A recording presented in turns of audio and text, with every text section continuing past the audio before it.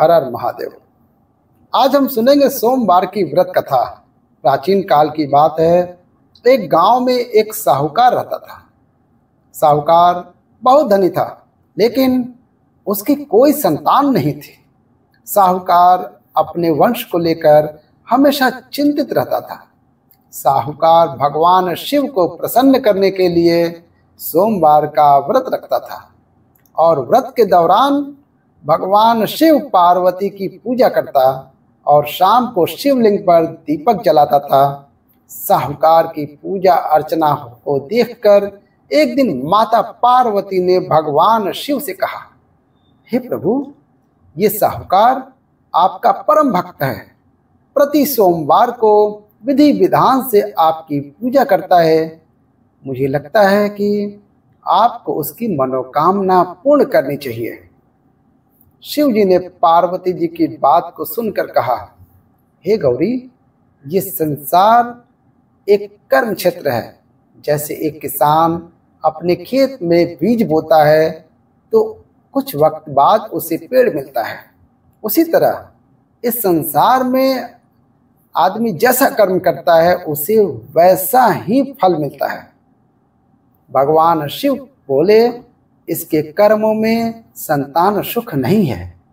लेकिन माता पार्वती ने भोले भंडारी से दोबारा आग्रह किया और कहा, हे नाथ, फिर भी आप इसकी मनोकामना पूर्ण कर दीजिए। यह आपका परम भक्त है। अगर आपने अपने भक्तों की इच्छा को पूर्ण नहीं किया तो वो आपकी पूजा आराधना क्यों करेंगे।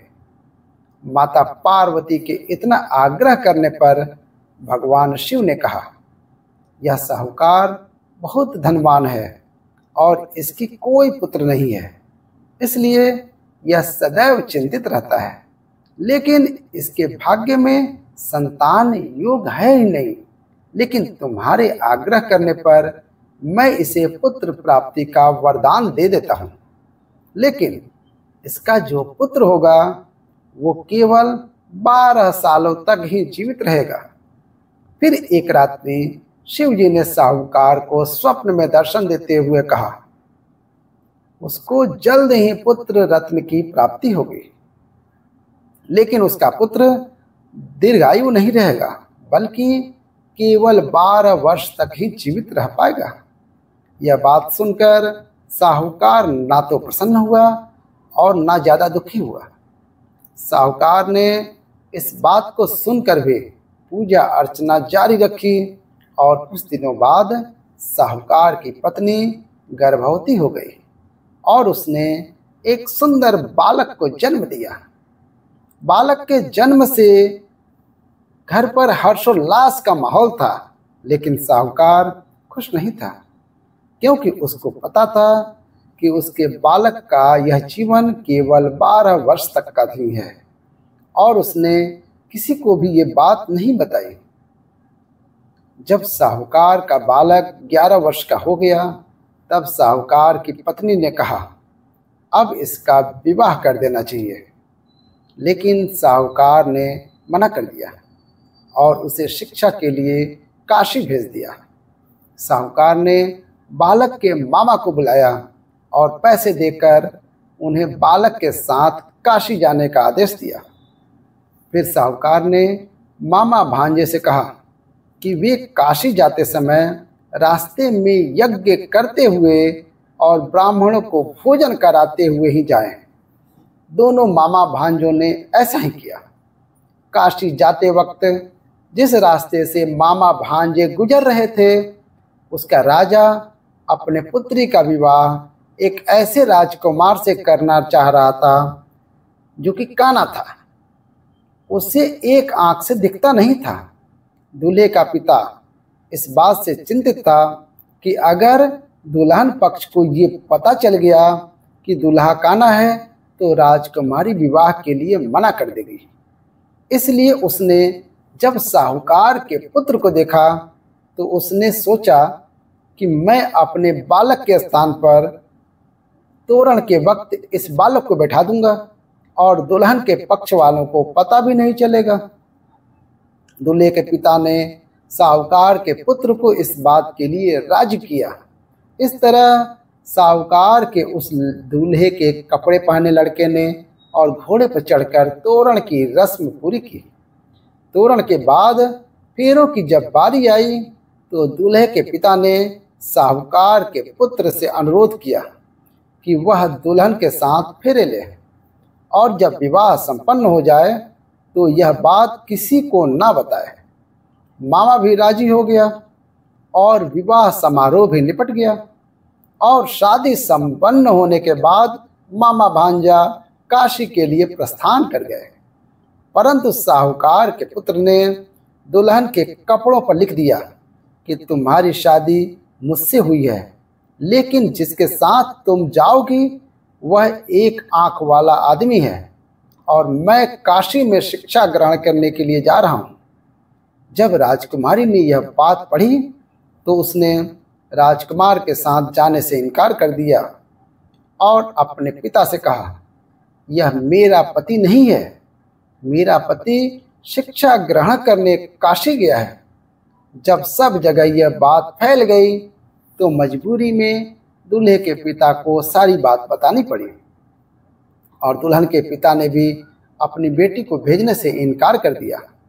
इधर मामा भांजे दोनों काशी पहुंच गए और बालक शिक्षा ग्रहण करने लगा और मामा ने यज्ञ कराना भी शुरू कर दिया। जब साहूकार का पुत्र 12 साल का हो गया तो एक दिन वो अपने मामा से बोला कि उसकी तबीयत ठीक नहीं है और वह सोने अंदर जा रहा है। साहूकार का पुत्र अंदर सोने चला गया और उसकी मृत्यु हो गई। कुछ देर के बाद जब मामा अंदर पहुंचे, उन्होंने जब अपने भांजे को मरे हुए देखा तो वह बहुत दुखी हुआ, परंतु वह रो नहीं सकते थे वरना उनका यज्ञ अधूरा रह जाएगा। इसलिए मामा ने वापस जाकर यज्ञ पूरा किया और ब्राह्मणों का भोजन कराने के बाद मामा अपने मृत भांजे को देखकर रोने लगे। उसी वक्त उसी मार्ग से शिव पार्वती गुजर रहे थे।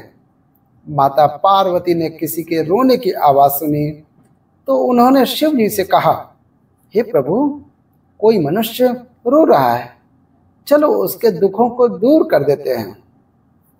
शिव पार्वती मामा के पास गए और उन्होंने जब मृत बालक को देखा तो हैरान हो गए, क्योंकि वह भगवान शिव के आशीर्वाद से जन्मा साहूकार का पुत्र था। माता पार्वती ने कहा, हे नाथ, यह तो साहूकार का पुत्र है जिसको आपने केवल 12 वर्ष तक का जीवन दिया था।